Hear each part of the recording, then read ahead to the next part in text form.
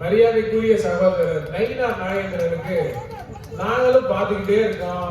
இதோட ஒரு 10 பேட்டி, ஒரு கவுன்சிலர் கூட இல்ல அப்படிங்கிறாரு. இவர் பார்த்தாரா? இவர் எங்க பார்த்தாரு ஒரு கவுன்சிலர் கூட இல்லைன்னு? 2022ஆம் ஆண்டு நகர்ப்புற உள்ளாட்சி தேர்தல் நடந்துச்சு. அப்போ புதுக்கோட்டை நகராட்சியா இருந்த போது நான் அன்று தளபதி மக்கள் இயக்கத்துல மாவட்ட தலைவரா இருந்தேன். தலைவர்கிட்ட போய் நான் கேட்டேன், நான் தேர்தலில் நிற்கணும்னு பொதுச் செயலாளர் மூலியமா கேட்டேன். நல்லா நில்லுங்க ஆனா இன்னும் ரிக்வஸ்ட் அப்படின்னு கேட்டேன். என்ன சொல்லுங்க, உங்களுடைய போட்டோவை பயன்படுத்தி நான் நிக்கணும்னு சொன்னேன். தலைவர் ஒப்புதல் கொடுத்தாரு. அந்த போட்டோவை காமிச்சு நான் 4வது வார்டுல வைர சின்னத்துல தளபதிங்கிற ஒரே முகத்தை வச்சு நான் தமிழ்நாட்டுல ஜெயிச்சேன். உங்க பிஜேபியில நீங்க அப்போ வேட்பாளர் போட்டிருந்தீங்க.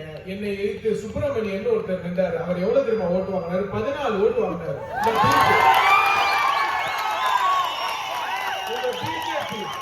உங்க பிஜேபி கேண்டிடேட் வெறும் 14 ஓட்டு வாங்கினாரு. இப்ப போதுமா? ஒரு கவுன்சிலர் இருக்காங்களா இல்லையான்னு என்ன பேசுறீங்க? நாகரிகமா பேசுங்க.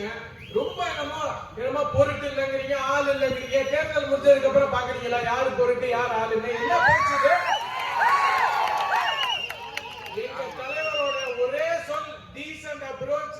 டீசென்ட்டா நம்ம மூவ் பண்ணணுங்கிறதா பாலிடிக்ஸ். எங்களுக்கு பேச தெரியாதுன்னு நினைக்கிறீங்களா? எத்தனை இளைஞர்கள் இருக்காங்க பாருங்க, ரெடியா இருக்காங்க பேசுறதுக்கு. தலைவரோட ஒற்ற முகத்துக்காக பேசிட்டு இருக்கோம். ரொம்ப பர்சனலா பேசுறீங்க. வீட்டை விட்டு வரமாட்டீங்கன்னு சொன்னீங்க.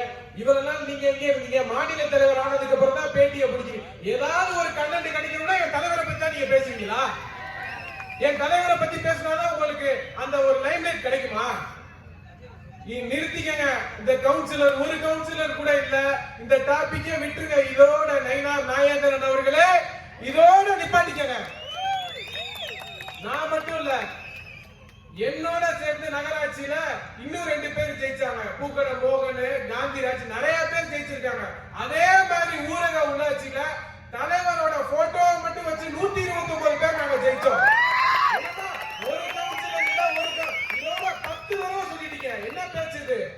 நாவை அடக்க வேண்டும். மைனா நாகேந்திரன் அவர்களே இதோட நிறுத்திக்கங்க.